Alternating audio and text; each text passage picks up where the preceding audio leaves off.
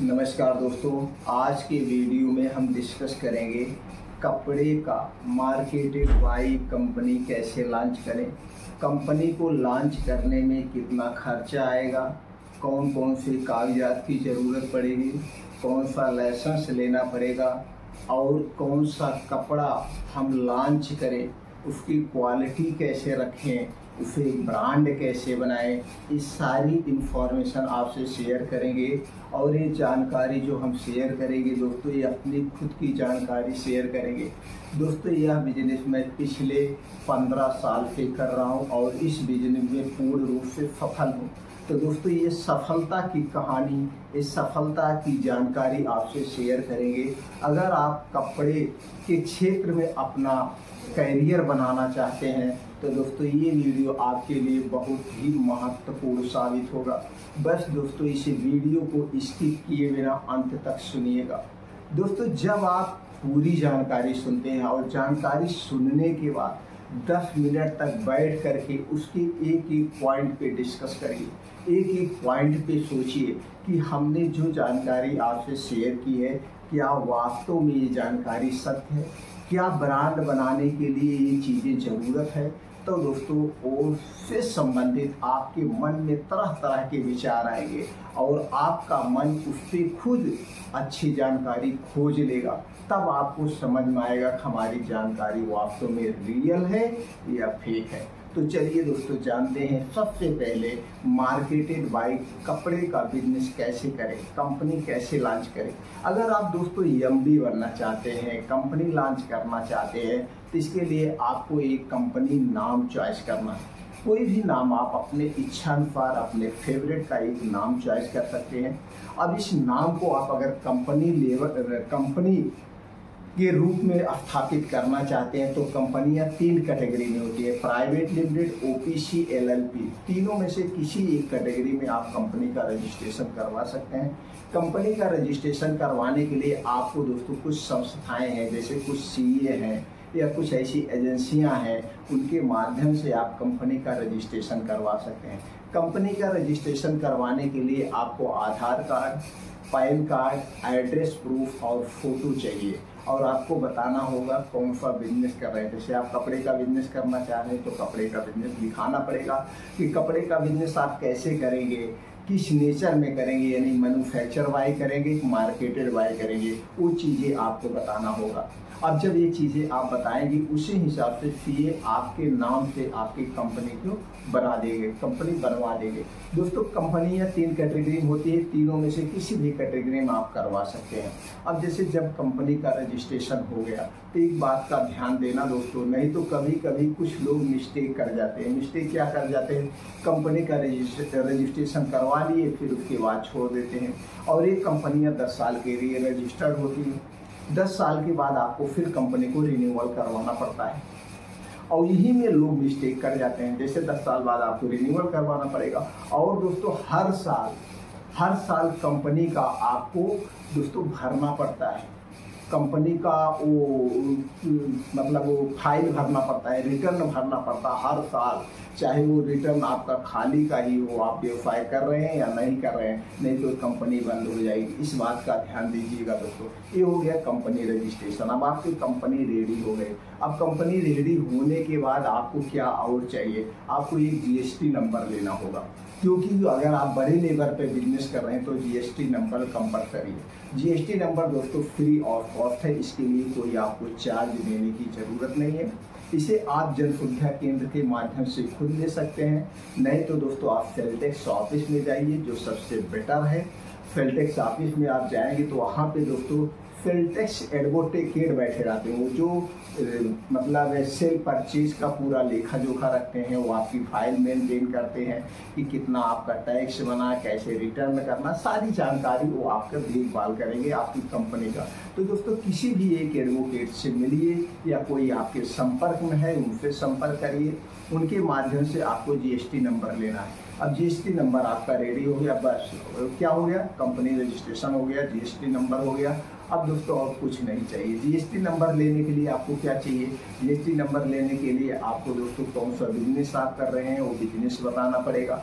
कैसे कर रहे हैं, मैन्युफैक्चर बाई कर रहे हैं, मार्केटेड बाई कर रहे हैं, ये बताना पड़ता है। वहाँ पे भी आपका आधार कार्ड लगेगा, पैन कार्ड लगेगा, और उसके बाद एड्रेस प्रूफ लगेगा, कहाँ पे आप ऑफिस डाले हैं, ऑफिस का एड्रेस प्रूफ देना होगा और फोटो देना होगा, इसके अलावा कुछ नहीं लगेगा। तो दोनों कागजात आपके रेडी हो गए। अब आपके कागजात रेडी हो गए, अब आपको सेलेक्ट करना है कौन सा बिजनेस करना है। कपड़े में सबसे ज़्यादा बिजनेस क्या चल रहा है दोस्तों? अगर बात कर रहे हैं तो जेंट्स में आप लॉन्च करना चाहते हैं, कि बच्चों में लॉन्च करना चाहते हैं, कि लेडीज में, कपड़े की बहुत वैरायटियाँ हैं। कपड़े की एक वैरायटी नहीं है, बहुत वैरायटी है। लेकिन दोस्तों जिस 3 बिजनेस को मैं कर रहा हूँ, तीनों में सफल हूँ, वही हम यहाँ पे चर्चा करने वाले हैं। पहला है दोस्तों शर्ट।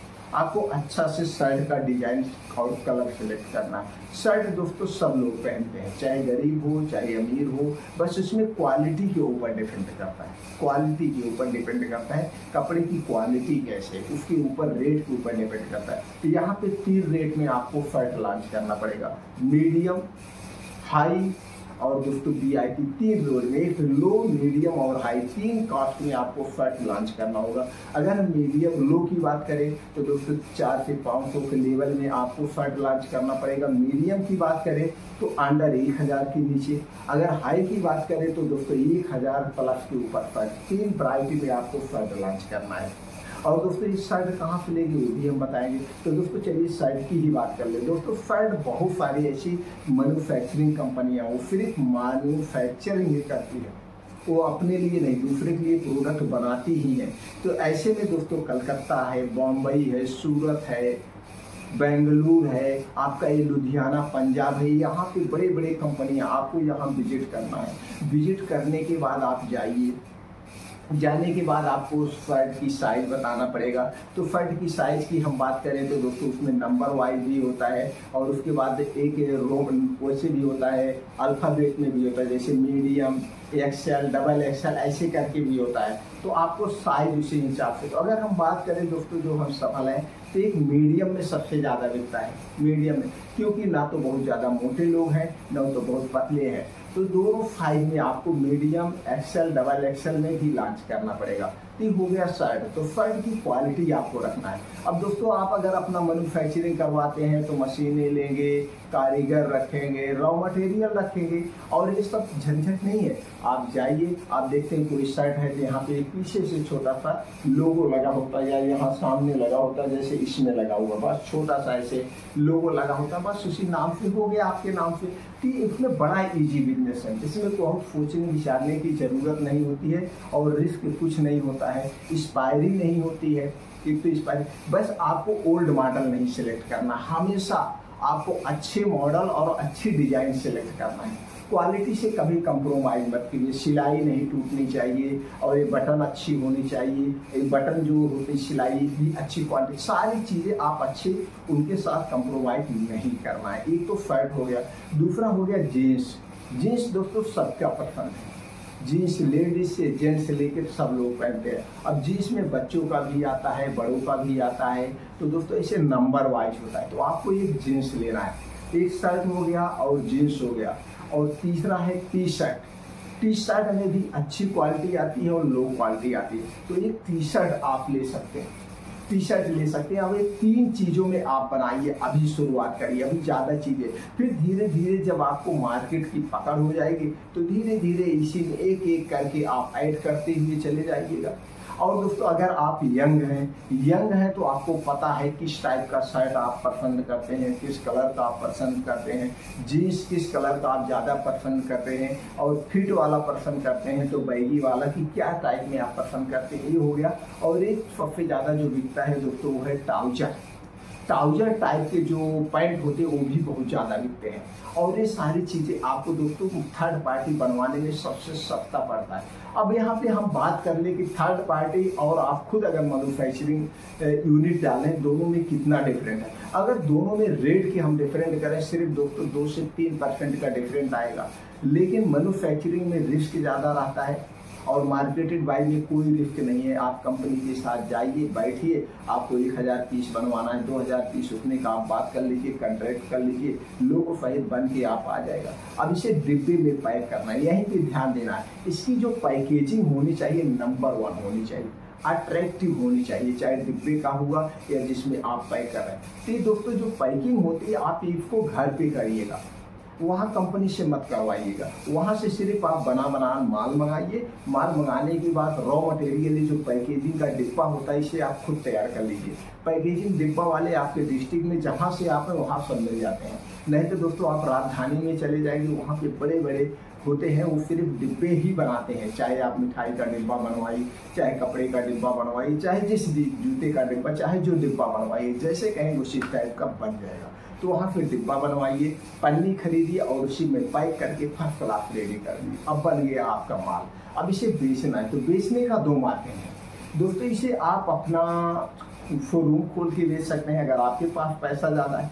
पैसा नहीं है इसे आप ऑनलाइन बेचिए। ऑनलाइन बेचने के लिए बहुत सारी ई कॉमर्स कंपनियां हैं और ई कॉमर्स कंपनियों में प्रोडक्ट बेचने के लिए जो कागजात की ज़रूरत है, जो लाइसेंस की ज़रूरत है, वो आपके पास रही है, तो आप ऑनलाइन अपने प्रोडक्ट को बेच सकते हैं। पहला तरीका है। दूसरा है दोस्तों इसे एजेंसी के माध्यम से सेल्फ मैन रख के आप बेच सकते हैं। तीसरा तरीका है इसे दोस्तों छोटे छोटे कनोपी लगा के या ठेले पे लड़के रख के आप इसे बेच सकते हैं। तीसरा तरीका है। चौथा तरीका है दोस्तों फ्रेंचाइजी बेस आप इसे दे सकते हैं।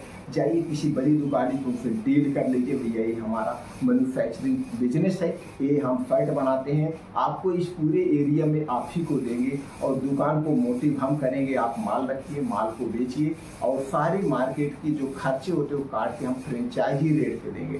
तो इस ढंग से आप डील करके बेच सकते हैं।